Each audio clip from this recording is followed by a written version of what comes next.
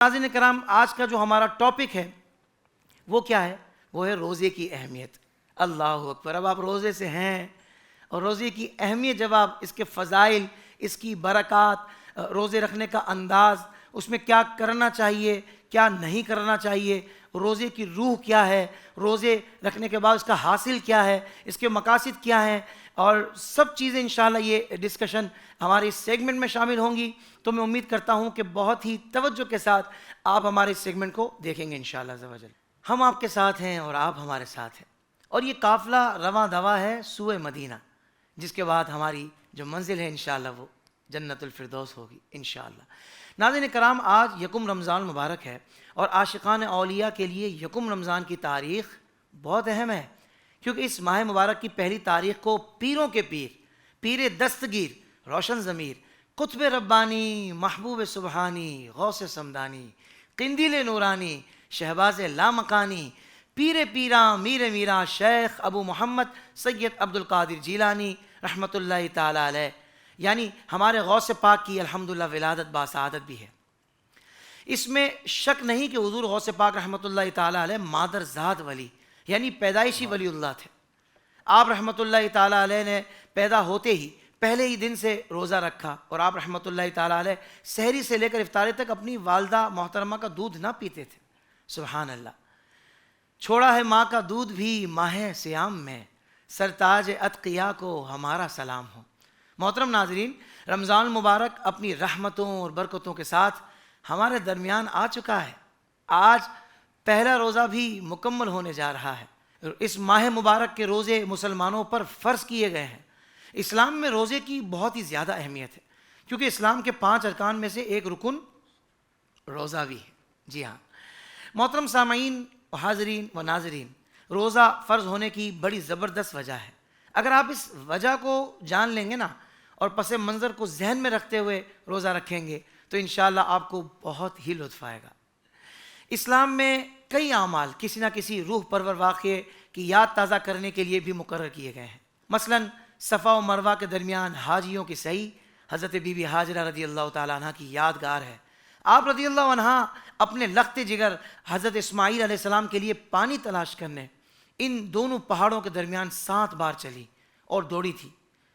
اللہ پاک کو حضرت بی بی ہاجرہ رضی اللہ عنہ کی یہ ادا پسند آ گئی، لہٰذا اسی ادائے ہاجرہ رضی اللہ عنہ کو اللہ پاک نے باقی رکھتے ہوئے حاجیوں اور عمرہ کرنے والوں کے لیے صفا و مروہ کی سعی واجب فرما دی۔ اسی طرح ماہ رمضان المبارک میں سے کچھ دن ہمارے پیارے سرکار مکہ مدینے کے تاجدار، ہم غریبوں کے غمخوار صلی اللہ علیہ وآلہ وسلم نے غار حرا میں گزارے تھے۔ اس دوران آپ صلی اللہ علیہ وسلم دن کو کھانے سے پرہیز کرتے اور رات کو ذکر اللہ میں مشغول رہتے تھے۔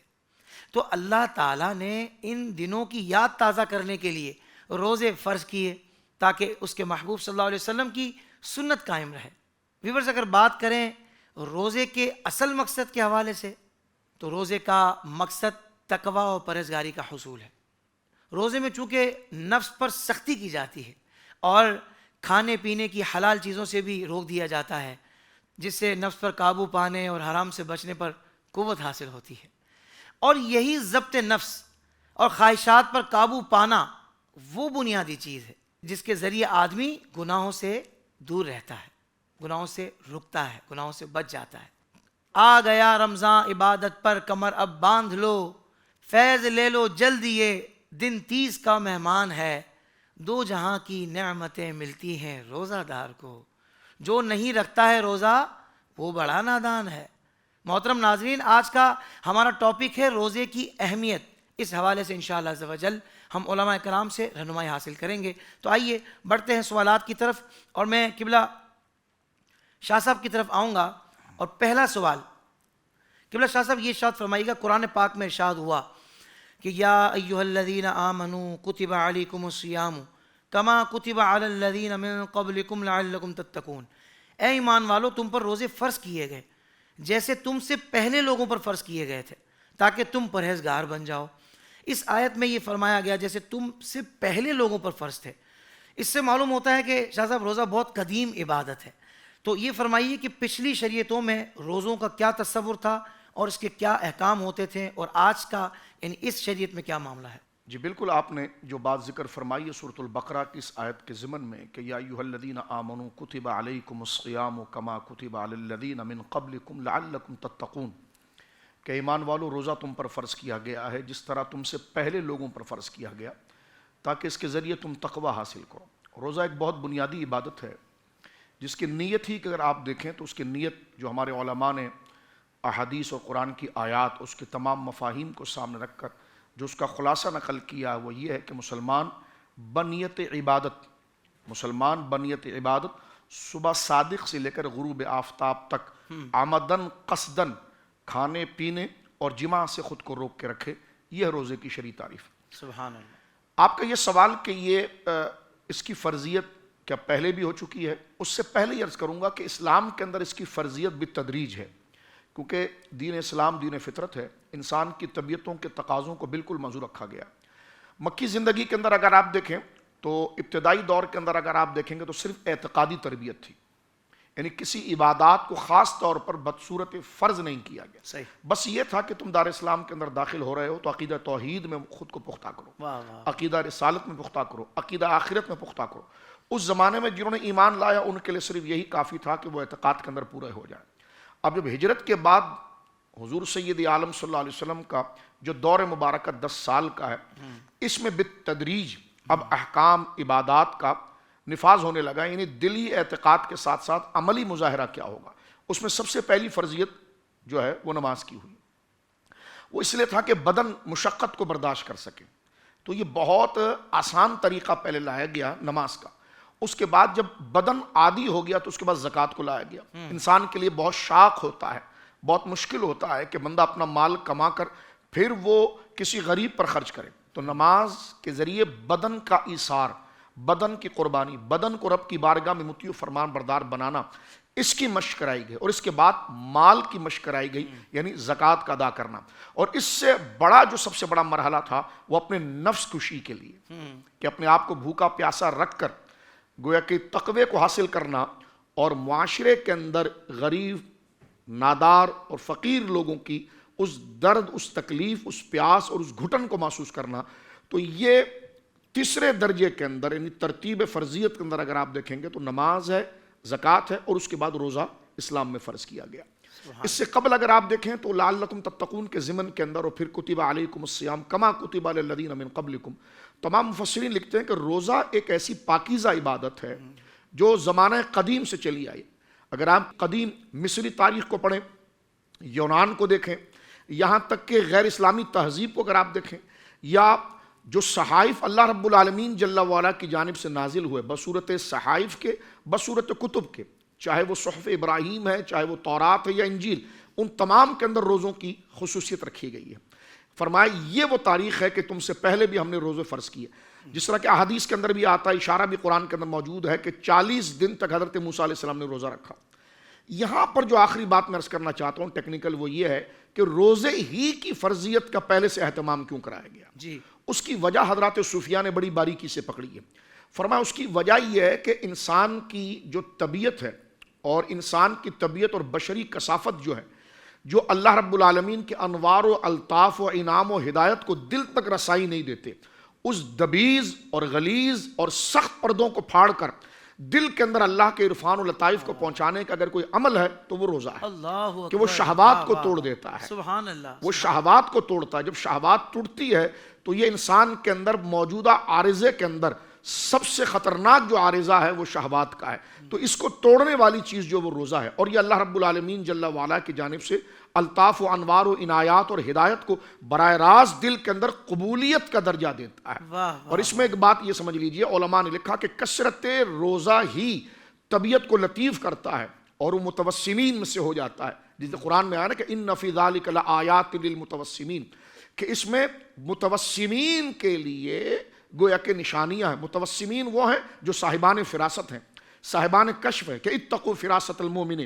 جامع ترمذی شریف میں اسی آیت کے تحت امام ترمذی نے حضرت ابو سعید خدری سے روایت نقل کی ہے کہ جناب رسول اللہ نے صلی اللہ علیہ وسلم نے متوسمین کی جو وسم کیا ہوتا ہے تو فرمایا اتقوا فراست المومن فإنہ ینظر بنور اللہ، متقی شخص اور مومن کی اس آنکھ سے بچ جو اللہ کے نور سے دیکھتی ہے۔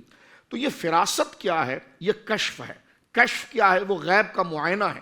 یعنی انویزیبل چیزوں تک انسان کی رسائی ہوتی ہے، اور اس کے لیے جو سب سے بڑا وظیفہ ہے وہ روزہ ہے، جو انسان کے اندر کشف کو پیدا کرتا ہے اور کشف کی کیفیت کو پیدا کرتا ہے. اس لیے اگر آپ دیکھیں غیر اسلامی لوگ بھی اگر ہیں اور ان کے اندر اگر کوئی چیز ہے تو وہ زیادہ اپنے آپ کو فاقے کے ذریعے رکھتے ہیں اور ہر اس چیز سے اپنے آپ کو دور رکھتے ہیں جو شہوانی کیفیات اور جو شہوات کی کیفیات، کیونکہ شہوانی اور شہوات کی کیفیات یہ ظلمت ہے، یہ اندھیرا ہے جو بندے کو نور اور حق سے دور لے جاتا ہے. وہ بھی اس بات کا ادراک کرتے ہیں کہ انویزیبل چیز اور غیر مرئی چیز جو نظر نہیں آ رہی لیکن وہ ایگزسٹ کرتی ہے ہمارے گرد و نواح کے اندر، اور ان انسین چیزوں کو ہم نہیں دیکھ سکتے، ہماری سر کی آنکھیں نہیں دیکھ سکتی، لیکن دل اور دماغ اس تک اپروچ کر سکتا ہے. اس اپروچ کے لیے جو آگے ٹولز ہوتا ہے جس کے سہارے کے ذریعے اس تک پہنچا جاتا ہے، وہ صرف وہی چیز ہے جو شہوات کو توڑے گی اور انسان کے اندر سے شہوات کو توڑ کر ظلمت کو پیچھے کرے گی، اور شہوات اور ظلمت اور اندھیرے کو توڑ کر اندر سے چمک پیدا کرانے والی اگر عبادتوں میں سب سے بڑی عبادت ہے تو وہ روزہ ہے. اس لیے فرمایا کہ کتب علیکم الصیام کما کتب علی الذین من قبلکم، پہلے لوگوں نے بھی اگر عرفان الہی کو تلاش کرنے کی کوشش کی ہے تو ان کے لیے روزہ ہی سبب بنا تھا. سبحان اللہ. یعنی باطن کو روشن اور چمکانے کے لیے سب سے کارگر جو الحمدللہ عبادت ہے، میں سمجھتا ہوں کہ وہ روزہ ہے، جو شاہ صاحب نے بھی ارشاد فرمایا. اللہ اکبر. یعنی نفس کو مارنا، ظاہر بات ہے کہ نفس کو مار کر ہی بندہ منازل طے کر سکتا ہے، اور نفس کو مارنے کے لیے جو سب سے بہترین عبادت ابھی قبلہ شاہ صاحب نے ارشاد فرمائی وہ روزہ ہے. تو جبھی تو ہم دیکھیں کہ بزرگان دین سارا سال روزہ رکھنے کا اہتمام کرتے ہیں، بالخصوص ماہ رجب، ماہ شعبان تو مکمل مہینے، اور پھر رمضان میں تو فرض ہیں وہ تو رکھتے ہی ہیں. تو یہ روزے کا جو رکھنے کا اہتمام اور اس کی وہ کہتے ہیں نا پریکٹسز میں رکھنا، اس کا معمول بنانا، یہ بزرگان دین کا انداز رہا ہے. تو اس کی بڑی وجہ یہی ہے کہ بہت جلدی بندہ روحانی منازل طے کرتا ہے، اور وہ چیزیں کہ جو عام نظر نہیں دیکھ سکتی اور جو ایک مومن کو عطا ہوتی ہے وہ نظر، وہ روزے سے الحمدللہ بڑی تیز اور شارپ ہو جاتی ہے. قبلہ شاہ صاحب یہی کہہ دیے. سبحان اللہ. اچھا پھر چلتے ہیں علامہ صاحب. ابھی شاہ صاحب نے گفتگو فرمائی اور قرآن پاک کی آیت سے متعلق آپ نے بڑی کمال کی گفتگو فرمائی ہے. میں چاہوں گا کہ روزے کی فضیلت میں جو احادیث طیبہ وارد ہوئی ہیں اس کے حوالے سے آپ کلام فرما دیجیے. بسم اللہ الرحمن الرحیم. اللہم صلی علی سیدنا و مولانا محمد معدن الجود والکرم والہ وصحبہ وبارک وسلم. حافظ صاحب، روزہ اللہ تبارک و تعالیٰ کی طرف سے اس کے بندوں کے لیے ایک عظیم انعام اور تحفہ بھی ہے کہ انسان ہی کے فائدے کے لیے اللہ تبارک و تعالیٰ نے اس عبادت کو لازم کیا. اور دیکھیں، اللہ تبارک و تعالیٰ کا قرب پانا یہ بندے کی معراج ہے. صحیح. اور اللہ کے قرب کا بہت ہی بہترین ذریعہ وہ روزہ ہے. اچھا، اس کے تحت ایک بات میں عرض کروں، پھر آپ کے سوال کی طرف بھی آتا ہوں کہ دیکھیں، کھانے اور پینے سے اللہ تبارک و تعالیٰ کی ذات پاک ہے. تو جب انسان اللہ تبارک و تعالیٰ کی صفت کا مظہر جب ماہ رمضان شریف میں روزے کے وقت میں بنتا ہے تو اللہ تبارک و تعالیٰ اسے اپنا قرب عطا فرماتا ہے. فرمایا اللہ تعالیٰ کھانے اور پینے سے پاک ہے. تو تم اگر ماہ رمضان شریف میں جو روزے کا وقت ہے اس میں اگر تم اللہ تبارک و تعالیٰ کی اس صفت کا مظہر تم بن جاؤ تو تمہیں روحانیت بھی ملے گی اور اللہ تبارک و تعالیٰ کا قرب بھی ملے گا. اور دیکھیں اصل بات کیا ہے کہ آپ یہ دیکھیں کہ اور عبادتوں پر ثواب شریعت مطہرہ نے باقاعدہ بیان فرمائے ہیں. روزے کی فضیلتوں میں بھی احادیث طیبہ موجود ہیں. سب سے بڑھ کر جو بات ہے نا کہ جب انسان روزہ رکھتا ہے جی، اللہ تبارک و تعالیٰ فرشتوں کو فرماتا ہے کہ روزہ ایسی عبادت ہے کہ اس کا اجر تم مجھ پر چھوڑو. قیامت کے دن جب روزے دار میری بارگاہ میں آئے گا تو میں خود اسے اجر عطا فرماؤں گا. سبحان اللہ. روزے دار کا اجر اللہ فرماتا ہے میں خود ہوں. کیا مطلب؟ اس کی شرح میں لکھا مراد کہ اللہ کی بارگاہ میں اس کا اجر رکھا گیا ہے. اور عبادتوں کا اجر تو فرشتے تحریر کر دیتے ہیں بتا دیا جاتا ہے کہ یہ نیکی کا اجر 10 گنا ہے، 10 سے لے کر 700 گنا تک پہنچتا ہے، جتنا تمہارا اخلاص ہو۔ لیکن روزے کا معاملہ یہ ہے کہ رب نے فرمایا یہ مجھ پر چھوڑ دو، میں عطا کروں گا۔ جب عطا کروں گا تو قیامت کے دن روزے دار کو پتہ چلے گا کہ مولا مجھے بھوکے اور پیاسا جو تو نے اپنے لیے رکھا، اس کی برکت یہ ہے۔ تو اس لیے آج امت مسلمہ کو اس میں سستی نہیں کرنی چاہیے۔ بہت کثرت کے ساتھ حافظ صاحب دیکھا جہاں اور معاملات میں انسان دین سے دور ہے، وہاں پر روزے جیسی اہم ترین اور عمدہ عبادت جس میں سراسر انسان کا میڈیکلی فائدہ بھی ہے، دینی فائدہ بھی ہے، دنیاوی فائدہ بھی ہے، یار آپ اگر اس کو ملوث خاطر نہیں رکھتے، اور یہ گولڈن موقع جو سال میں ایک مرتبہ آتا ہے، اس کو بندہ اگر اپنے ہاتھ سے ضائع کر دے تو پھر یاد رکھیں یہ وہ نقصان ہے کہ حدیث پاک کے مطابق اگر کوئی شخص جان بوجھ کر بلا وجہ غیر شرعی جان بوجھ کر بندہ اگر روزہ چھوڑتا ہے، میرا آقا فرماتے ہیں پوری زندگی بھی اگر پھر وہ اس روزے کی قضا کرنا چاہے تو اس کا حق ادا نہیں کر سکتا۔ اللہ اکبر۔ اٹے کٹے لوگ ہیں، میں روزہ نہیں رکھ سکتا، میرا معاملہ یہ ہے، تو یاد رکھیں، دیکھیں صرف ڈرانا مقصد نہیں ہوتا، انسان کو بتائیں۔ ڈاکٹر لکھ دیتا ہے کہ یہ چند چیزیں آپ استعمال کریں تو آپ کو بہت فائدہ دیں گے، یقین مانے حافظ صاحب وہ فائدہ نہیں دے رہی ہوتی کئی مرتبہ، لیکن ہمارا مائنڈ اتنا سیٹ ہو جاتا ہے نا، کیا ڈاکٹر نے لکھا ہے نا، وہ گولی ہے نا، وہ کہیں گے 70 سال والا پیے گا تو 40 سال کی جوانی محسوس کرے گا، ہونا کچھ بھی نہیں ہے، لیکن ہمیں ایک یقین اتنا آ جاتا ہے نا کہ یہ ٹیبلٹ بڑی اہم ہے۔ تو جب انسان کا مائنڈ سیٹ دنیاوی چیزوں کی طرف اتنا آ جاتا ہے اور اس سے وہ فائدے لینا شروع کر دیتا ہے، قرآن کہہ رہا ہے، رب فرما رہا ہے جس نے ہمیں پیدا کیا ہے، جن کے امتی ہیں وہ محبوب ہمیں فرما رہے ہیں تم روزہ رکھو تو تمہاری صحت بھی اچھی ہوگی۔ تو جو آپ نے فضیلت پوچھی، سب سے بڑی فضیلت یہ ہے کہ میرا رب فرماتا ہے کہ روزے دار کا اجر میری بارگاہ میں ہے، جب وہ مجھ سے ملاقات کرے گا تو میں اسے اجر عطا فرماؤں گا۔ سبحان اللہ، سبحان اللہ، کیا کہنے۔ قبلہ شاہ صاحب یہ جو روزوں میں درجہ بندیاں ہیں کہ عوام کا روزہ، پھر خواص کا روزہ، پھر اخص الخواص کا روزہ، اس تقسیم کے بارے میں آپ کیا ارشاد فرمائیں گے؟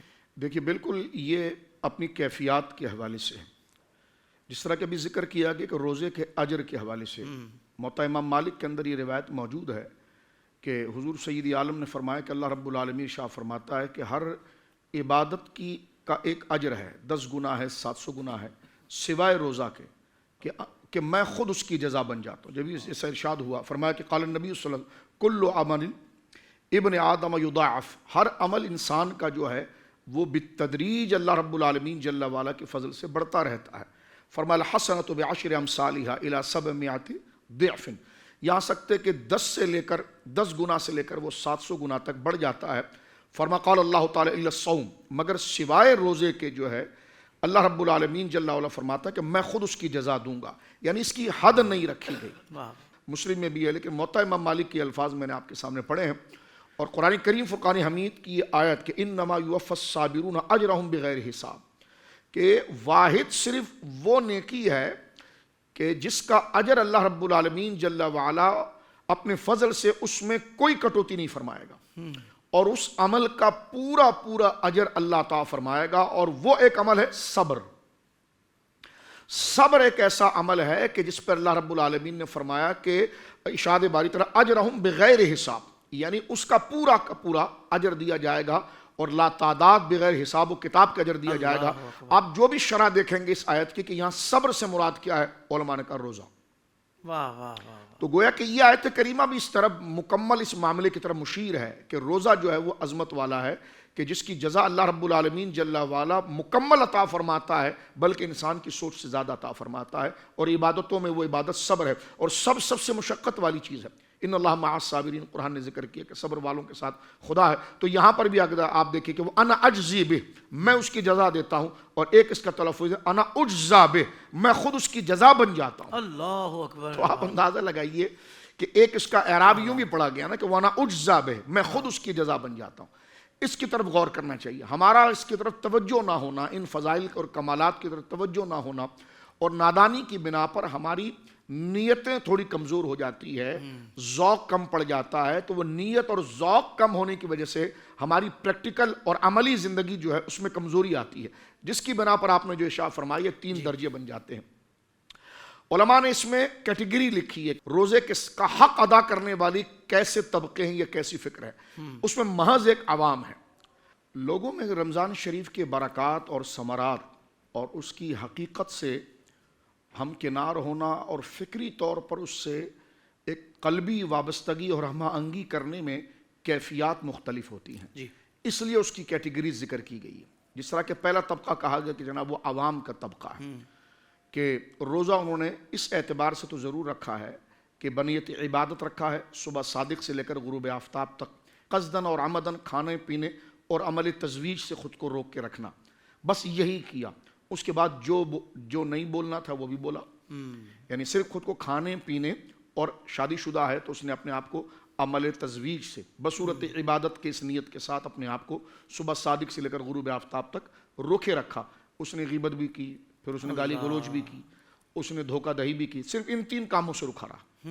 باقی وہ تمام ممنوعات کہ جس کے لیے تقوی کے ذریعے جن کو ختم کرنا تھا اور روزے کے ذریعے جن کو ختم کرنا تھا اور اس ظاہری عبادات کے ساتھ ساتھ باطنی اخلاق کو اس کے اندر اس کی سطح کو بلند کرنا تھا. اس کی جو روح کی تطہیر اور فکر کی تطہیر کا سامان تھا قطعاً اس کی طرف سے نے توجہ نہیں کی. تو یہ محض ایک عوام کا روزہ ہے. اس کے بعد ایک خواص کا روزہ، خواص اور عوام دونوں کو ملا دیجیے وہ روزہ. اس میں یہ ہے کہ یہ تمام چیزوں کو اس نے اہتمام کیا بصورت نیت عبادت کے ساتھ صبح صادق سے لے کر غروب آفتاب تک عمدن قصدن اس نے کھانے پینے اور عمل تزویج سے خود کو روک کے رکھا، اور ساتھ میں جو ہے وہ اذکار تسبیحات کو اس نے رکھا، اور غیبت اور ان معاملات سے وہ خود کو اور وہ ممنوعات کے ساتھ فضول گوئی کے ساتھ بدنگاہی کے ساتھ اپنے آپ کو اس نے روک کر رکھا. یہ خواص کا درجہ ہے. خواص الخواص کا درجہ یہ کہ ان تینوں چیزوں کے ساتھ جو اصل روزہ ہے کہ بنیت عبادت صبح صادق سے لے کر غروب آفتاب تک عمدن یعنی مکمل جانتے ہوئے کھانا پینا اور عمل تزویج سے خود کو روکا، ساتھ میں اپنی زبان کو فحش گوئی سے، غیبت سے، نگاہوں کو حرام مناظر سے، بد نگاہی سے اپنے آپ کو روکا، اور پورا وقت اس نے جو اس کو آرام کے علاوہ آرام بھی کیا تو ان وقت میں کیا جس میں کوئی عبادت ضائع نہ ہو. مثلا جو فرض نمازیں ہیں وہ اس کی نہ نکل جائیں. اس کے علاوہ جو وقت اس سے میسر آیا وہ تلاوت قرآن میں، اذکار میں، اور اس نے نوافل کے اندر صرف کیا. یعنی پورا کے پورا وہ عبادات کا جو طریقہ تھا، فرائض کے بعد نوافل اور اخلاقیات کا، اور کوئی بھی وقت اس نے لغو کاموں کے اندر کہ جس کا نہ کوئی دنیاوی فائدہ ہے نہ اخروی فائدہ ہے، اور بالخصوص وہ کام جو تقوی کے منافی ہے اور طبیعت کا دین سے بیزار ہو جانا معاذ اللہ، یا اس مہینے رمضان مبارک کی حقیقت کو اپنے ذہنوں کے اندر کم درجہ دینا، یا اس کو غیر اعتبار سمجھنا، یا اس کے لیے غیر اہم سمجھنا، ان تمام خیالات اور ایسی ایکٹیویٹیز سے بھی وہ دور رہا. اور صبح صادق سے لے کر غروب آفتاب تک روزے کی شرعی تعریف کے ساتھ تلاوت قرآن، نماز، اذکار، صوم و صلاۃ، تلاوت اس میں رکھا. تو یہ خواص کے درجے کا روزہ ہے، کیونکہ اس نے رمضان کے روزے کو اور تقوی کے اس پیغام کو سن کر اس کی روح کے قریب جانے کے لیے ان تمام چیزوں کو اس نے بروئے کار لایا جو فرمان مصطفیٰ کریم صلی اللہ علیہ وسلم میں دیگر اور جگہوں پر اخلاقیات میں باطن کی تطہیر کے لیے اور تزکیے کے لیے موجود ہے. تو لہذا جس نے روزے کو کی اہمیت اور قدر اور حصول تقوی کے لیے جتنا اپنے آپ کو سنجیدہ کیا، اس سنجیدگی میں اس پارسائی کے حصول کے لیے اس کا درجہ آگے بڑھتا چلا گیا. اس اعتبار سے اس کی 3 کیٹیگری بنا لی گئی ہے کہ عوام کا روزہ، خواص کا روزہ اور خواص الخواص کا روزہ. سبحان اللہ سبحان اللہ. میں سمجھتا ہوں کہ بھئی اب ہمارے لیے بڑی آسانی ہو گئی کہ ہم اپنا بھی محاسبہ کر سکتے ہیں کہ بھئی ہمارا روزہ کس نوعیت کا ہے اور ہمیں ہونا کس نوعیت کا چاہیے تھا. واقعتاً اگر یہ رمضان ہمارا پچھلے رمضانوں سے بہتر نہ ہوا اور عام دنوں سے اگر بہتر نہیں ہے تو ہمیں غور کرنا چاہیے کہ کہیں سطحی طور پر تو ہم سارے معمولات نہیں کر رہے یا روح کے ساتھ اور قلب کی گہرائیوں کے ساتھ کر رہے ہیں، اور اس کے جو مقاصد ہیں نا، اصل جو اس کے نتائج ہیں ان کو پانے کے لیے ہم کر رہے ہیں کہ نہیں. یہ ہمیں ضرور غور کرنا چاہیے. قبلہ علامہ احمد رضا امجدی صاحب، آپ کی طرف آؤں گا. نبی پاک صلی اللہ علیہ وسلم کا فرمان مبارک ہے کہ 3 چیزوں کو اللہ پاک محبوب رکھتا ہے. ایک افطار میں جلدی، اور دوسری سحری میں تاخیر، اور تیسری نماز کے قیام میں ہاتھ پر ہاتھ رکھنا. تو یہ افطار میں جلدی اور سحری میں تاخیر، میں چاہوں گا عزت اس کی وضاحت فرما دیں کہ سحری میں کتنی تاخیر اور افطار میں کتنی جلدی تاکہ ہمارے عوام کے لیے ناظرین کے لیے آسانی ہو جائے؟ مفتی احمد خان نعیمی علیہ الرحمٰ نے سحری میں تاخیر کے حوالے سے یہ بات ارشاد فرمائی ہے اور بڑا اس کو آسان بھی کیا. فرمایا رات شروع ہوتی ہے غروب آفتاب سے اور اس کا اختتام ہے صبح صادق سے پہلے تک. تو فرمایا اگر 8 گھنٹے کی رات ہے، 9 گھنٹے کی رات ہے یا 10 گھنٹے کی رات ہے، جو بھی سلسلہ ہے، تو اس میں جو چھٹا حصہ بنتا ہے، جی 6 حصے کر لیے جائیں، اور اس کا جو آخری حصہ ہے اگر اس میں بندہ سحری کرتا ہے تو نبی پاک صلی اللہ علیہ وسلم کی اس بات پر بھی عمل ہوگا. اور وہ اگر عوام کے لیے ہم آسان کریں تو آخری جو 1.5 گھنٹے 2 گھنٹے کا وقت جو باقی ہوتا ہے کہ جس کے بعد روزہ شروع ہو جائے گا اور صبح صادق کا آغاز ہو جائے گا، تو جو آخری 1-1.5 گھنٹے میں جو کھانا کھایا جاتا ہے اس کو سحری بھی کہتے ہیں اور نبی پاک صلی اللہ علیہ وسلم کے اس فرمان پر عمل بھی ہو جائے گا. اور پھر جو آپ نے افطار میں فرمایا تو بس یہ دیکھ لیا جائے کہ اذان کا اس سے تعلق نہیں ہوتا کہ آپ اذان کا انتظار کر رہے ہیں. صحیح. اگر افطار کا وقت شروع ہو گیا تو احتیاطاً، کیونکہ گھڑی کبھی 1-2 منٹ آگے پیچھے ہو جاتی ہے، تو 1-1.5 منٹ آپ دیکھ لیں اور اس کے بعد جیسے ہی آپ کو یہ بات واضح ہو جائے کہ سورج مکمل طور پر غروب ہو چکا ہے تو اب آپ افطار کر لیں تو یہ جلدی ہی کہلائے گا. صحیح. قبلہ شاہ صاحب میں آپ کی طرف آؤں گا. حضور یہ ارشاد فرمائیے گا کہ رمضان مبارک کے آتے ہی یہ باتیں بھی ہمیں سننے کو ملتی ہیں، وہی سحری میں فلاں چیز کھا لو تو سارا دن پیاس نہیں لگے گی، اور سحری میں اس طرح کی چیزیں اس نیت سے کھانا کہ سارا دن بھوک یا پیاس نہ لگے. اس بارے میں کوئی ممانعت یا کوئی اجازت ہے؟ دیکھیے اس میں کوئی ممانعت نہیں ہے. ظاہر سی بات ہے کہ مقصود جو ہے وہ اللہ رب العالمین جل وعلا کی عبادت ہے. صحیح. ایسے اہتمام کرنا کہ جس کی وجہ سے وہ احسن طریقے سے اپنی عبادت کی تکمیل کر سکے، تو وہ جو چیز استعمال کیا ہے وہ بھی عبادت ہے. صحیح. تو اگر اس قسم کی غذا وہ لیتا ہے کہ جس سے اس کو پیاس نہ لگے، اور پیاس کی طرف جب توجہ جائے گی تو عبادت سے گویا کہ وہ غفلت کرے گا، خدا نہ کرے، یا اس کے دل کے اندر جناب جو ہے کہ وہ کوئی تنگی آئے گی، تو اس قسم کے اہتمامات کے لیے اگر وہ ایسی غذا کا انتخاب کر لیتا ہے تو یہ اس کے لیے انتہائی محبوب ہے. اسی طرح میں عرض کرنا چاہتا ہوں، یہ تو اس کی عبادت کا طریقہ ہے. افطار کی اجرت کے حوالے سے ایک بات میں عرض کرنا چاہتا ہوں. جناب رسول مکرم صلی اللہ علیہ وسلم نے کی حدیث مبارکہ ہے کہ افطار کے اندر میری امت اجلت کرے، اور اس پر بشارت بھی موجود ہے. لیکن یہاں پر ایک افطار کی اجلت جو ہے وہ مستحب ہے. افطار کی اجلت مستحب ہے. قرآن کریم فرقان حمید کا ارشاد ہے وَأَتِمُّوا الصِّيَامَ إِلَى اللَّيْلِ، کہ روزے کو جو ہے وہ رات تک پورا کرو. تو الہ جو ہے انتہائی غایت کے لیے آتا ہے. أَتِمُّوا الصِّيَامَ إِلَى اللَّيْلِ، روزے کو رات تک لے جاؤ. أَتِمُّوا الصِّيَامَ إِلَى اللَّيْلِ، روزے کو مکمل کرو رات تک. تو الہ جو ہے وہ انتہائی غایت کے لیے آتا ہے. تو جیسے ہی رات شروع ہوگی تو وہ اس کا جو پہلا پہر ہے جو وہ غروب کا ہے، جسے ہم افطار کا وقت قرار دیتے ہیں. جی. تو لہٰذا اہل سنت کے نزدیک یہ جو افطار ہے جو اجلت کے ساتھ کہتے ہیں، تو یہ قرآن کریم کا یہ حکم ہے کہ أَتِمُّوا الصِّيَامَ إِلَى اللَّيْلِ. اور الہ جو ہے جس طرح کہ من ابتدائی غایت کے لیے آتا ہے تو الہ انتہائی غایت کے لیے آتا ہے، کہ جہاں اس کی گویا کہ سرحد ختم ہوئی اور اگلا مرحلہ شروع ہوا. تو دن جو ختم ہوتا ہے بالاتفاق سب کو پتہ ہے کہ دن جو ختم ہوتا ہے وہ غروب کے وقت ختم ہوتا ہے. تو اسی لیے اہل سنت اجلت کے ساتھ اس میں روزہ مکمل ہوگا. اور سرکار علیہ السلام کی حدیث مبارکہ ہے. یہ ساری بات کرنے کا مقصد صرف یہ ہے کہ افطار کے اندر جو اجلت ہے نا یہ مستحب ہے. بار دوستوں کے ذہن میں یہ آتا ہے کہ مستحب پر دوام بدعت ہے. ایک بات ہمیں یہ بھی سننے کو ملتی ہے کہ مستحب پر جو ہے وہ مداومت بدعت ہے. تو میں نے کہا ذرا آپ بتائیے کب آپ نے اندھیرے میں روزہ کھولا ہے؟ آپ بھی تو، ہم نے بھی دیکھا ہے اگر آپ بوڑھے بھی ہو گئے ہیں تو ہمیشہ بھائی اذان ہو گئی، دیکھو اذان ہو گئی، اور فوراً کھجور لیا، بھائی غروب کا وقت ہو گیا، کیلنڈر چیک کرو کہ جناب وقت داخل ہوا. تو وقت داخل ہوا تو وہ ابتدائی وقت ہوتا ہے اجلت کا، جلدی کرنے کا. تو تاجیل جو ہے وہ جلدی افطار کرنا یہ مستحب ہے. تو وہاں سے یہ بات تو ثابت ہو جاتی ہے کہ مستحب پر دوام جو ہے وہ کسی مسئلے کو بدعت نہیں بناتا، اور یہ معمول ہمارا یہاں پر رہتا ہے. کیا دلیل آپ نے نکال کر ان کے سامنے رکھی ہے کہ دیکھیں جب یہاں نہیں تو پھر فلاں جگہ پر کیوں. کیا بات ہے شاہ صاحب، یہی انداز ہے بڑوں کا. بھائی ماشاءاللہ بات سمجھا جاتے ہیں، اور صحیح موقع پر عوام کو بھی سمجھا دیا، یعنی کہ جن کو بہکایا جاتا ہے، گمراہ کیا جاتا ہے کہ دیکھو جب یہاں کوئی مسئلہ نہیں ہے ان کو تو وہاں مسئلہ ہے، اس کے لیے مسئلہ کچھ اور ہے، اصل مسئلہ نہیں ہے. اللہ آپ کو جزائے خیر دے.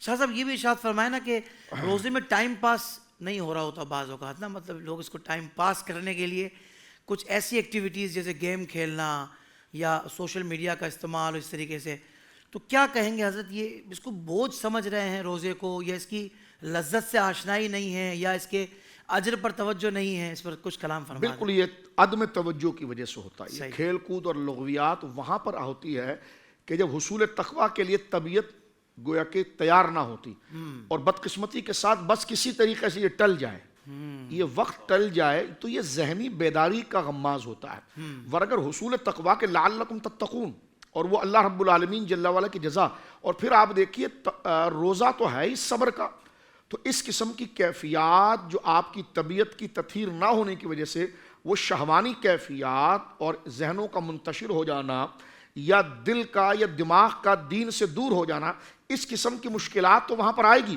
اور اسی سے خود کو روکنا وہ صبر ہے۔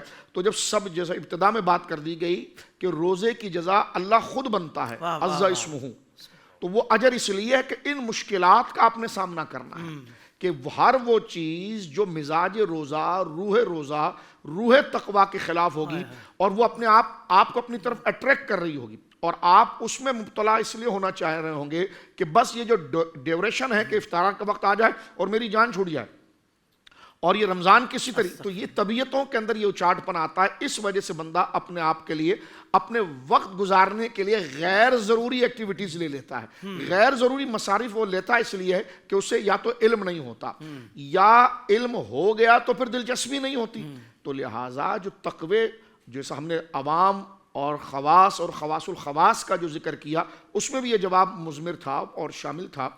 تو اگر حصول تقویٰ اور رمضان کی جو احادیث ہے اور جو مقصد رمضان ہے وہ اگر ہمارے سامنے آ جائے کہ وہ بندہ اس حال پر پہنچتا ہے کہ وہ اللہ کا اس قدر محبوب ہوتا ہے کہ اس کی معدے کی بو جو اس کے منہ سے ظاہر ہوتی ہے وہ اللہ کے نزدیک مشک سے زیادہ خوشبودار ہو جاتی ہے۔ اللہ اکبر، سبحان اللہ، سبحان تو اللہ۔ پھر اس تقوی کے حصول کے لیے، تطہیر کے لیے، میں نے پہلے بھی عرض کیا کہ روزہ جو ہے وہ کثافت بشری کو ختم کر کے اللہ کے الطاف و انوار کو دعوت دینے کے لیے آتا ہے۔ تو ظاہر سی بات ہے روزے کے اندر مجاہدہ ضروری ہے، اپنے اوپر سختی کرنا ضروری ہے، یہاں تک کہ ایک تو ممنوع اور حرام کام ہے جیسے غیبت ہے، چغلی ہے، فلمیں ڈرامے ہیں جو ایک اپنی جگہ پر حرام ہے، اس سے تو بچنا ہے، لیکن ایسی چیز جس کا اخروی کوئی اجر نہیں ہے اس سے بھی خود کو بچا کر رکھنا ہے، اور اس مہینے کے اندر انہی امور کا ارتکاب کرنا ہے، وہی امور بجا لانا ہے کہ جس کا اجر کسی نہ کسی صورت میں اللہ کے نزدیک موجود ہے۔ یہ اگر فکر ہمارے سامنے ہوگی نا تو پھر ہم اپنی ایکٹیویٹیز کو مرتب کر سکتے ہیں کہ فجر کی نماز میں نے یہ اورات پڑھنے ہیں، یہ وظائف پڑھنے ہیں، اتنا گھنٹہ جو ہے میں نے سو جانا ہے، سونے کے اٹھنے کے بعد جناب جو مجھے وقت مل گیا میں نے تلاوت قرآن کرنی ہے، اس تفسیر کا مطالعہ کرنا ہے، میں نے صحابہ کرام کی زندگی کو پڑھنا ہے، میں نے حضور علیہ السلام کی سیرت مبارکہ، یہ سیرت مبارکہ پڑھنی، میں نے امت کے اجلہ مجاہدین فی الاسلام جن سے اللہ نے دین کو غلبہ دیا ہے ان کے کردار اور احوال کو میں نے پڑھنا ہے، اولیاء صالحین۔ ظاہر سی بات ہے جتنا نیکی کی ذخیرہ آپ کے ذہن میں آئے گا، جیسی آپ کی ویکیبلری ہوگی، جیسی آپ کی یادداشت ہوگی، اسی چیز کی طرف آپ کا ذوق جائے گا۔ مجھے بتائیے کہ رمضان سے پہلے بھی ہم نے نہ قرآن کی تلاوت کی، نہ اس کی آیات کو سمجھا، نہ حضور علیہ السلام کی احادیث کا مطالعہ کیا، بحیثیت مسلمان کے ہمیں حضور کی سیرت ہی نہیں پتا۔ اللہ اکبر۔ حضور سید عالم کی عمر شریف کتنی تھی؟ حضور علیہ السلام نے اعلان نبوت کون سے سال میں فرمایا تھا؟ حضور کے والدین پاک کون تھے؟ حضور کا قبیلہ کیسا تھا؟ سرکار دو عالم کے بچپن کیسے گزرے؟ حضور سید عالم صلی اللہ علیہ وسلم نے اپنے قبل اعلان نبوت کی زندگی کیسے گزاری؟ سرکار نے تجارت کیسی کی؟ ہماری والدہ، ہماری ماں حضرت ام المومنین سیدہ خدیجہ الکبریٰ سے آپ کا نکاح کیسے ہوا؟ اور آپ کی ازواج مطہرات کتنی تھی؟ آپ کے صحابہ کتنے تھے؟ آپ کے اہل بیت کے افراد کتنے تھے؟ ان کا مقام کیا ہے؟ ان کی عزت کیا ہے؟ شریعت ہم سے ان کے بارے میں کیا چاہتی ہے؟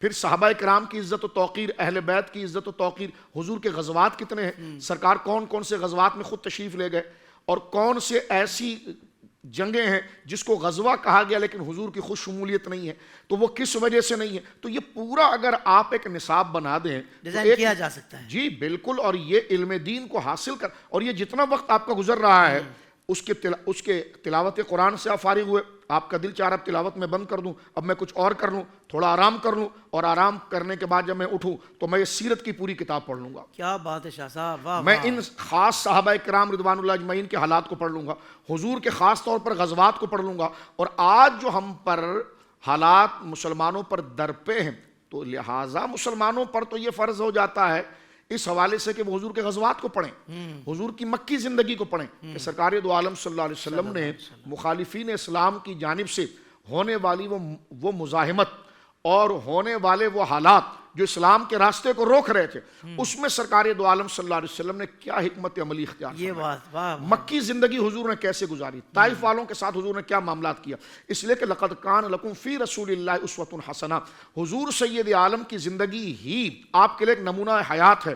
میں اور آپ ہر انسان چاہے کس قدر بھی حافظ صاحب باصلاحیت پیدا ہو, وہ کسی کی نقل میں چلنا چاہتا ہے, وہ اپنے لیے کسی کو آئیڈیل اور نمونہ بنانا چاہتا ہے, تو قرآن نے فرمایا کہ ساری انسانیت اپنے ذہن اور طبیعت کے اعتبار سے مختلف ہوتی ہے, لیکن ایک ایسی ذات جس کی ہدایات, جس کی تعلیم اور جس کی زندگی انسانوں کے مختلف طبقات کو بیک وقت اور ایک جہت کے ساتھ ڈیل کرے, تو فرمایا کہ وہ جناب رسول اللہ کی ذات گرامی. تو ایسا مکمل نمونہ ہمارے لیے خوشی اور غم میں کیسے سروائیو کریں گے, خوشی میں کیسے سروائیو کریں گے, طبیعت کے اندر اگر یہ ہجان کی کیفیت پیدا ہوگی تو کیا کریں گے, دوستوں کے ساتھ کیسے رہیں گے, رہنا سہنا. تو حضور کی جو پوری زندگی مبارکہ, پھر علماء نے اس پر محنت کر کے حضور علیہ الصلوۃ والسلام کی زندگی مبارکہ کے ایک ایک ٹاپک کو لے کر, کہ والدین کے حقوق کا ٹاپک لے لیا, تجارت کا ٹاپک لے لیا, جنگوں کا ٹاپک لے لیا, دشمنوں کے ساتھ معاملات, اپنے لوگوں کے ساتھ معاملات, مزاح کے معاملات, آرام کے معاملات,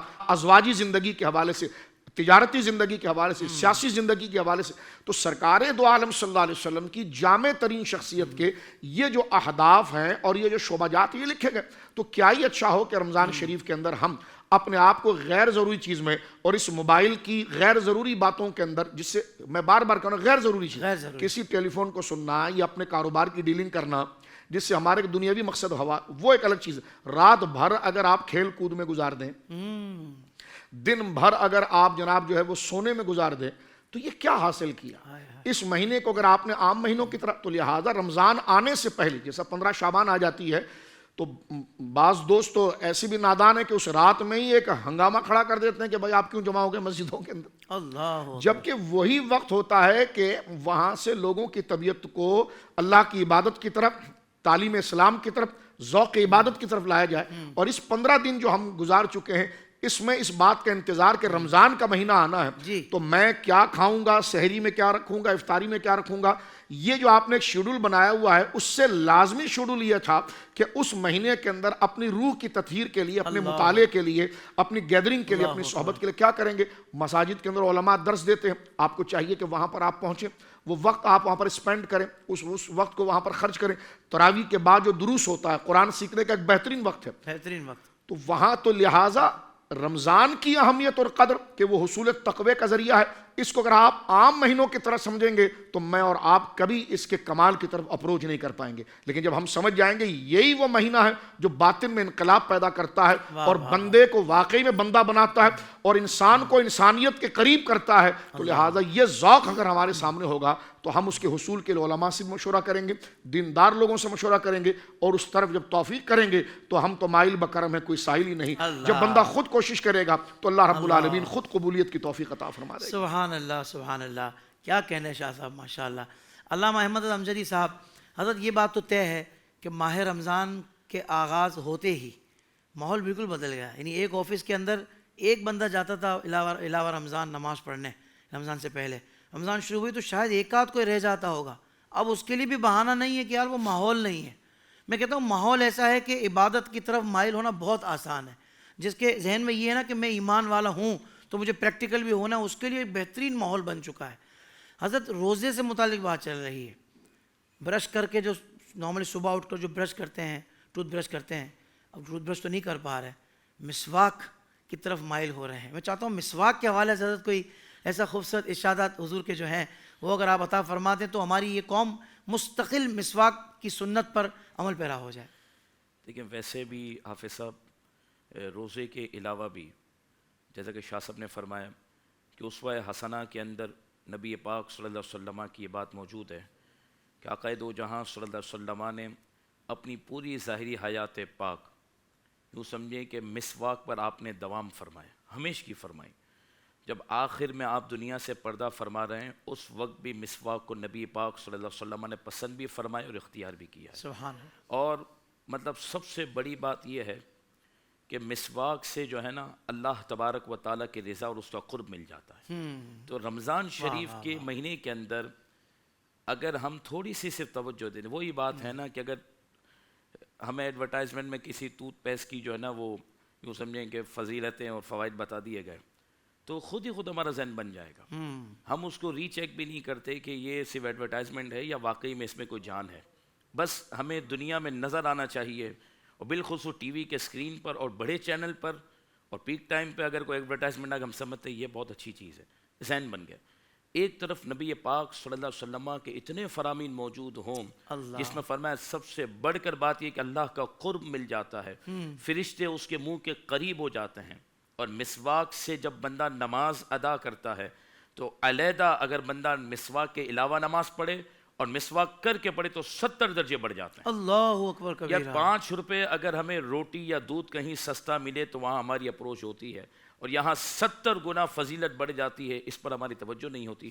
نبی پاک صلی اللہ علیہ وسلم کی پسند ہے۔ حافظ صاحب آپ نے بڑا اچھا سوال بھی کیا، اور یہ موقع ایسا ہے رمضان شریف کا کہ اس میں بندہ کبھی صبح کو آرام کر لیتا ہے، آفس ٹائم کے علاوہ بات کر رہا ہوں، کبھی دوپہر میں تھوڑا اگر آفس سے آیا تو تھوڑا ریسٹ کر لیتا ہے، تو مسواک 2-3 مرتبہ یہ روزے کی حالت پہ بھی کر سکتا ہے اگر اس نے اس میں توجہ دے دی۔ کہتے وہ مجھے مسواک بنانا نہیں آتی، ریشہ بنانے، میں نے کہا آپ تھوڑی سی توجہ دے دیں تو اس کا میڈیکلی فائدہ بھی ہے، دینی فائدہ بھی ہے، دنیاوی فائدہ بھی ہے۔ ایک میں آپ کو مثال دوں، ہمارے استاد محترم قبلہ بابا جی علیہ رحمہ ایک مرتبہ بہت بڑے ڈینٹسٹ جو ہے نا وہ آپ کے پاس تشریف لائے تھے، اور ایسے بات چیت ہوئی تو انہوں نے بابا جی علیہ رحمہ کے دانتوں کی چمک دیکھی تو کہا کہ ایسی چمک ہے اور اس ایج کے اندر، اور پھر ایسی مضبوطی ہے کہ کوئی دانت ہلا بھی نہیں ہے۔ تو وہ ڈاکٹر کہنے لگا آپ کون سا ٹوتھ پیسٹ استعمال کرتے ہیں، ہمیں بھی بتائیں، کیونکہ میں تو اس شعبے سے ہوں، لیکن میں نے اپنے شعبے کے اندر کوئی بھی ایسا پیسٹ نہیں دیکھا کہ جو بڑھاپے تک دانتوں کو مضبوط بھی رکھے، چمکیلا بھی رکھے، گندگی سے بھی بچا کے رکھے، اور آپ کے منہ سے خوشبو بھی آ رہی ہے اور اتنی خوبصورتی جھلک رہی ہے، آپ بات کر رہے ہیں، مسکرا رہے ہیں۔ تو آپ نے مسکرا کے فرمایا کہ میں کبھی زندگی بھر ٹوتھ پیسٹ استعمال نہیں کیا، نبی پاک کی جو سنت مسواک ہے اس کو استعمال کرتا ہوں۔ سبحان اللہ۔ دوسری بات سبحان سنیں، اللہ۔ نہیں تو ڈاکٹر نے اوپر کہا کہ میں نے کئی لوگوں کو دیکھا ہے مسواک استعمال کرتے ہوئے، مولاناؤں کو بھی دیکھا ہے، لیکن ان میں اتنی صفائی نہیں دیکھی۔ مسواک کی فضیلت کا انکار نہیں، لیکن آپ تو فرمایا میں بالکل اسی طریقے سے کرتا ہوں جو نبی پاک نے طریقہ بیان کیا۔ اللہ اکبر۔ تو مسواک بھی کرنی ہے اور طریقہ بھی وہ فالو کرنا ہے۔ تو یہ رمضان کا مبارک مہینہ ہے، ثواب کی نیت کے ساتھ اگر ہم سحری اور افطاری میں اسی کی روٹین بنا لینا تو انشاءاللہ تبارک و تعالی ہمارے لیے آسانی ہے۔ اور حافظ صاحب ایک بات مزید عرض کروں، یہ یوں سمجھیں کہ باڈی اسپرے ہو گئے، یہ باڈی واش ہو گئے، یہ ٹوتھ پیسٹ ہو گئے، یہ حقیقتاً غیروں کے لیے ہی ہیں، کیونکہ وہ پاکیزگی حاصل نہیں کرتے۔ ہمارے نبی نے ہمیں اتنا پاکیزہ طریقہ بتایا کہ اگر ہم اس کو استعمال کریں نا، جو روزانہ 5 مرتبہ وضو کرے گا اس سے فیس واش کرنے کی عادت کیا ہے؟ کیا بات۔ چہرے پر مٹی ہوگی نہیں۔ جو عطر خوشبو استعمال کرے گا، جو غسل سنت کے مطابق کرتا رہے گا تو اللہ تعالیٰ اس کو ویسی پاکیزگی عطا فرمائے گا۔ اب ہر نماز میں جب بندہ وضو کرے مستحب ہے، تو اب اگر اس وضو میں وہ سنت کے مطابق مسواک کر لے تو منہ بھی پاکیزہ ہوگا۔ اور یاد رکھیے کہ میڈیکلی طور پر دانتوں کی وجہ سے سب سے زیادہ پیٹ کی بیماری ہوتی ہے۔ اگر انسان بیماری سے بچنا چاہتا ہے تو دنیا کا کوئی بھی ٹوتھ پیسٹ مسواک کا مقابلہ نہیں کر سکتا۔ برش کرنے سے تو دانتوں میں گیپ آ جاتے ہیں، دانت کمزور ہو جاتے ہیں، تو فضائل اتنے ہیں، بندہ اس طرف مائل ہو جائے تو انشاءاللہ فضیلت بھی ملے گی۔ اور نبی پاک صلی اللہ علیہ وسلم کے فرامین کی روشنی میں بزرگوں نے لکھا کہ جو مسواک پر پابندی کرتا ہے اللہ تعالیٰ اسے ایمان کی موت عطا کرتا ہے، اللہ اس کا ایمان سلامت رہتا ہے۔ تو اللہ رب العالمین مجھے بھی عمل کی نعمت دے اور سب کو عمل کی نعمت دے۔ آمین۔ آپ نے بابا جی علیہ رحمہ کی مثال دی، میں اپنے بابا جی کی بات کروں، میرے والد گرامی ماشاءاللہ 70 سال کے قریب ماشاءاللہ عمر ہونے والی ہے، 70 سے پیچھے ہیں، مگر دانت ایسے مضبوط کہ اخروٹ دانتوں سے توڑ لیں گے ماشاءاللہ ماشاءاللہ عز و جل۔ وجہ مسواک کی پابندی۔ دیکھیں حضور ہم نے زندگی کا ایک بڑا حصہ دیکھا ہے کہ آپ والد صاحب مسواک کے بغیر وضو نہیں کرتے، ماشاءاللہ روٹین بنی ہوئی ہے ماشاءاللہ۔ تو دیکھیں یہ ہمارے سامنے ہمارے گھر کی بات میں آپ کو بتا رہا ہوں. ایک اور افسوس کی بات میں کرنا چاہتا ہوں کہ سپر اسٹورز پہ ہم دیکھتے ہیں کہ 150 قسم کے ٹوتھ پیسٹ رکھے ہوئے ہوں گے پر وہاں مسواک نہیں ملتی. دو وجوہات ہیں. ایک تو وجوہ یہ ہوگی کہ شاید ان کی ترجیحات میں نہیں ہے رکھنے کے لیے, اور دوسری طرف عوامی ڈیمانڈ نہیں ہے کہ بھئی کرنے والے ہوں, ہم سے آ کے لوگ طلب کریں تو ہم کیوں نہیں رکھیں گے. تو میں کہتا ہوں کہ تھوڑا ہمیں اپنے رویوں پہ غور کرنا چاہیے کہ ہم 150 قسم کے انہوں نے ٹوتھ پیسٹ کیوں رکھے ہوئے کہ وہ 150 کے 150 استعمال کرنے والے آتے ہیں, پر مسواک مانگنے کے لیے کیوں نہیں جاتے سپر اسٹورز پہ. تو ہمیں یہ بھی غور کرنا چاہیے کہ آج اگر ہم نبی پاک صلی اللہ علیہ وسلم کی اس پیاری پیاری سنت کو اپنا لیں اور اپنا شعار بنا لیں تو انشاءاللہ ہماری طبی طور پر بھی ہمیں فائدے ملیں گے, اور سب سے بڑھ کر اللہ اس کے رسول کی خوشنودی ہمیں نصیب ہوگی. عبادات کی جو نیکیاں ہیں, جو اس کی فضیلتیں ہیں, وہ کیسی بیان کی گئی ہیں, کتنا ثواب اجر بڑھ جاتا ہے, تو وہ بھی انشاءاللہ ہمارے حصے میں آئے گا. اللہ تعالیٰ ہمیں عمل کی توفیق عطا فرمائے. قبلہ شاہ صاحب, میں یہ جاننا چاہ رہا تھا کہ کچھ علاقوں میں یہ مسئلہ ہے کہ وہ پریئر ٹائمز پرانے والے ہیں یا اپڈیٹ نہیں ہیں, یا یوں کہیے کہ اتنے معتبر نہیں ہوتے بعض اوقات. تو مساجد میں مغرب میں اذان جلدی ہو جاتی ہے. ابھی ہم سوچتے ہیں کہ یار وقت شروع ہوا نہیں اور اذان شروع ہو گئی, حالانکہ احتیاطی وقت ابھی 2 منٹ باقی ہے.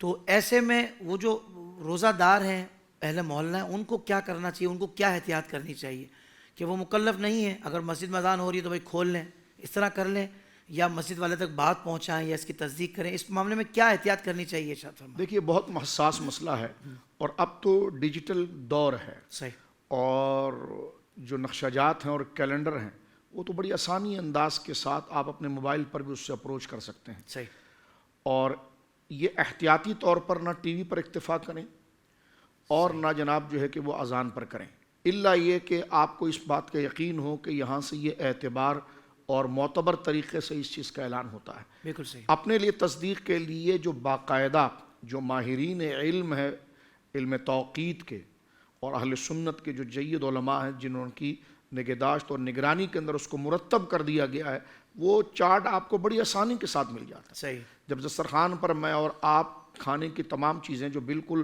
بابرکت ہے, باعث اجر ہے, جمع کر کے ہم اس سے استفادہ کرنے کی توفیق حاصل کرتے ہیں, تو اس کی وجہ کیا ہے کہ جب روزہ ہمارا مکمل ہو تب یہ غذا ہمارے لیے بدصورت انعام اور اجر کا باعث بنے گی. تو اصل جو چیز ہے, جو اس کا مسبب ہے, تو اس چیز کو ہم چھوڑ رہے ہیں. تو لہٰذا یہاں جس صورتحال کی طرف آپ اشارہ فرما رہے ہیں, تو اگر ایسے علاقے ہیں تو وہاں پر تو ان پر لازم ہے کہ جناب وہ اس کو کراس چیک کریں, اور اس کے چیک کرنے کا طریقہ یہ جو باقاعدہ انڈرسٹوڈ تیار شدہ متحقق اور محقق کیلنڈر ہے جو آپ کو کہیں سے بھی حاصل ہو سکتا ہے. آپ نیٹ پر مستند علماء اہل سنت کے کیلنڈرز موجود ہیں, اور اگر آپ کے سامنے یہ نقش واضح ہو جائے کہ جناب یہ اذان جو ہے وہ وقت سے پہلے ہو چکی ہے, اور وہاں تک اگر آپ کی اپروچ ہے تو دلیل کے ساتھ آپ ان کو قائل کریں, اخلاق و ادب کے ساتھ ان کو قائل کریں. اور خدا نہ کرے ایسا ہوگا نہیں, اگر وہ قائل نہیں ہوتے ہیں تو اپنے روزے کا احتیاط ضرور کریں, اور جتنے جو قریبی لوگ ہیں جو باشعور ہیں ان تک اگر آپ دلائل اور حقائق کی روشنی کے اندر جو یقیناً ایک حقیقت رکھتا ہے تو آپ ان تک اس بات کو پہنچائیں. سبحان اللہ. میں ناظرین کو یہ بتانا چاہتا ہوں یہاں پر ان کی آسانی کے لیے کہ دعوت اسلامی کی ایک اپلیکیشن ہے پریئر ٹائمز کے نام سے, جو قبلہ شاہ صاحب نے فرمایا نا کہ علم توقیت کی روشنی میں اس کو ماہرین نے تیار کیا ہے. تو بالکل اسی طریقے سے اسی معیار پر دعوت اسلامی نے الحمدللہ یہ اپلیکیشن پریئر ٹائمز کے نام سے, اگر اب تک آپ کے موبائل میں نہیں ہے تو اینڈرائڈ والے ہوں یا آئی فون والے ہوں, ایپل والے ہوں, وہ اس اپلیکیشن کو ضرور آج ہی ڈاؤن لوڈ کر لیں. اس میں کیا ہے, پریئر ٹائمز بھی ہیں, آپ جس علاقے میں رہتے ہیں اس کے مطابق اس کی لوکیشن کو اپڈیٹ کر کے اس جگہ آپ اس ٹائم پر بھروسہ کر سکتے ہیں. ماشاءاللہ بہت بہترین ہے. اور ایون کہ مجھے ایک بندے نے کہا کہ یار وہ فلاں جگہ میں گیا تھا تو قبلے کا تعین نہیں ہو رہا تھا, تو میں نے کہا آپ کے پاس یہ اپلیکیشن نہیں ہے؟ بولا نہیں. تو بولا میں نے تو تحری کر لی تھی. وہ تو تحری کہلاتی ہے نا وہ جو, جی. تو بولا میں نے تحری کر لی تھی. میں نے کہا بھائی تحری آپ ضرور کریں, مگر یہ اپلیکیشن جب موجود ہے تو پہلے اس سے استفادہ کر لیں. اگر نہیں اس کے بعد بھی کوئی آپ کو تسلی نہیں ہے تو پھر تحری کی تو ظاہر بات ہے کہ ایک شریعت میں موجود ہے گنجائش. تو اس پر ہم غور کر لیں کہ جو واقع جدت کے ہم جہاں دیگر بہت سارے جو جدتیں ہیں ان سے فائدے اٹھا رہے ہوتے ہیں, تو پھر دینی معاملات میں ہم ان جدتوں سے کیوں فائدہ نہیں اٹھاتے کہ باقاعدہ ایک اسلامک آرگنائزیشن نے اس اپلیکیشن کو مرتب کیا ہے اور بہت ہی مہارت کے ساتھ کیا ہے. تو بہترین موقع ہے اور اس کو اپنانے کا اور اس کے مطابق اپنے روزے یعنی سحر و افطار کو مینیج کرنے کا. شاہ صاحب ایک سوال ذہن میں آ رہا تھا کہ وہ کہتے ہیں کہ یار وہ غلطی سے پانی کا پورا گلاس بھی پی لیا تو روزہ نہیں ٹوٹتا. یہ تو ہم نے بچپن سے سنا ہے اور پی بھی لیا ہے, کبھی ایسا ہوا بھی ہے. تو وہ کہتے ہیں کہ بھائی غلطی سے جو پی رہا ہوتا ہے نا, مطلب سمجھو اللہ پاک یہ اہتمام کر رہا ہے اس کے لیے کہ اس نے پی لیا. تو کبھی ہم نے یہ بھی مسئلہ بعد میں سنا کہ یار کوئی پینے جا رہا ہو نا تو آپ اس کو روک کیوں رہے ہو؟ اب روکنے والے کے لیے روکنا ضروری ہے یا نہیں ہے, یہ شاہ فرما. دیکھیے پہلی بات تو یہ جو آپ نے ذکر کیا کہ پی لیا, یہ تو جامع ترمذی شریف کی حدیث مبارکہ موجود ہے, اور صحاح کے اندر یہ روایت کئی جگہ پر موجود ہے کہ اللہ رب العالمین نے میری امت سے خطا اور نسیان سے قلم کو اٹھا لیا ہے. صحیح. اب ظاہر سی بات ہے جو بھولا ہے تو وہ مکلف ہی نہیں ہے, تو وہ تو ہم اس کو نہ کوئی تان کریں گے نہ اس ایکٹیویٹیز کا مذاق اڑائیں گے, کیونکہ اس امت کے لیے حضور سید عالم کی طرف سے یہ ریلیف موجود ہے. ایک بات, مذاق بھی نہیں اڑائیں گے, کوئی مذاق بھی نہیں اڑائیں گے. ایک بات. اب یہ کہ جو صورت آپ پوچھ رہے ہیں کہ جناب اب اٹھا کٹھا آدمی ہے, وہ پانی پینے جا رہا ہے, تو آپ اس کو روکیں گے بھائی آپ کو روزہ ہے؟ ہاں ایسا ضعیف العمر شخص ہے کہ جناب وہ روزہ پورا کرنے میں اس کے لیے پریشانی کا باعث ضرور بنے گا, یا مریض ہے, اب اس کے ساتھ اگر یہ عارضہ لاحق ہو رہا ہے تو پھر آپ تھوڑا توقف کریں اللہ, کہ تاکہ وہ اپنے اس جو اس کو جزوی استثناء ملا ہے اس سے وہ مکمل طور پر ہمکنار ہو کر. تو یہ ہر ایک کے لیے نہیں ہے, یہ اس کے لیے ہے کہ جو مریض ہے یا عمر رسیدہ ہے اور وہ اپنے روزے کو اب بآسانی و سہولت گویا کہ مکمل تکمیل نہیں کر سکتا ہے, تو اس کے لیے یہ شریعت مطہرہ نے بصورت فطری تقاضے کے تحت احتیاط فرمائی. بالکل ٹھیک ہے. شاہ صاحب میں نے یہ بھی دیکھا ہے کہ اب اس میں لوگ جو ہے نا وہ نیکیوں کی طرف مائل تو ہوتے ہیں روزے میں, لیکن لوگوں نے اپنی اپنی کیٹیگریز بنائی ہوئی ہیں. جیسے گناہوں میں کیٹیگریز بنائی ہے نا کہ نہیں یار یہ گناہ میں نہیں کرتا, باقی 50 گناہ کر رہا ہے, لیکن چونکہ اس کو یہ برا جانتا ہے تو اس لیے وہ فلاں گناہ یہ نہیں کر رہا. تو اس میں احتیاط میں بھی لوگوں کا یہ ہے کہ فلم نہیں روزے میں فلم نہیں دیکھتا, میں ڈرامہ دیکھ لیتا ہوں, نہیں ڈرامہ نہیں دیکھتا, بس پرینکس دیکھ لیتا ہوں.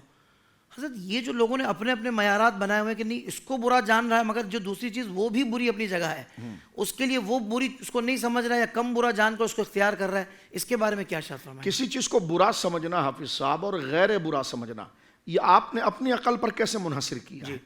کون سی چیز حرام کے درجے میں آ رہی ہے یا کون سی چیز حلال کے درجے میں آ رہی ہے؟ تو کیا آپ کا یہ علم ہے؟ آپ قرآن و سنت کا علم رکھتے ہیں؟ آپ فقہ کی جزیات اور اس کے اصول کا علم رکھتے ہیں کہ آپ اس میں یہ فیصلہ کرنے جا رہے ہیں؟ نہیں ہے. تو آپ کا دین سے اتنا گہرا تعلق ہی نہیں ہے کہ آپ اپنے قیاس فاسد کر کے آپ گویا کہ غلط نتیجہ اخذ کریں. لہٰذا جو چیز ممنوع ہے وہ ممنوع ہے. لہٰذا جب اس کے لیے واضح چیزیں موجود ہیں کہ وہ ڈرامہ ہو یا وہ فلمیں ہو, الغرض وہ اسی کی ایک شاخیں ہیں, جب وہ منع ہے تو منع ہے. تو آپ یہ نہیں کہہ سکتے کہ اپنی سہولت کے لیے کہ یا اپنے ذہن سے اس کی تعبیر نکالیں کہ میں یہ نہیں کر سکتا تو یہ کر سکتا ہوں, تو آپ وہاں نہیں رکیں گے, آپ دوبارہ اسی کی طرف آئیں گے. اللہ. اور جو ناجائز ہے وہ ناجائز ہے, جس کو علماء نے ڈکلیئر کر دیا ہے اور قرآن و سنت کے دلائل سے جو اس کی شرعی قباحت ہے وہ بالکل واضح ہے.